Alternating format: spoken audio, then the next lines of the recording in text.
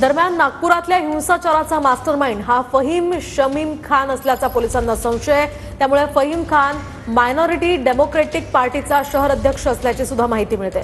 नागपुरातल्या तणावाला फहीम खान जबाबदार असल्याचा पोलिसांना संशय आहे।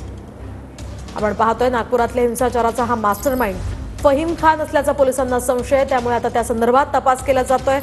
तर हा फहीम खान या ठिकाणी मायनॉरिटी डेमोक्रेटिक या पार्टीचा शहर अध्यक्ष आहे।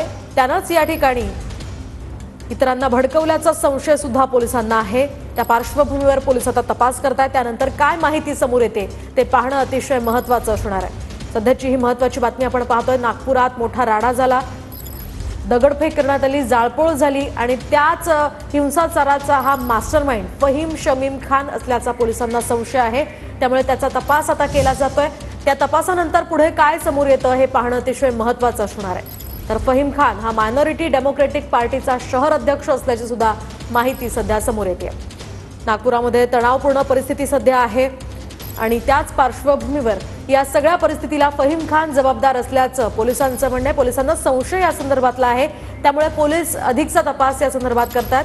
फहीम खान याला चौकशीसाठी बोलवलं जातं का किंवा त्यानंतर काय आता उघड होतं ते पाहणंही तितकंच महत्त्वाचं असणार आहे।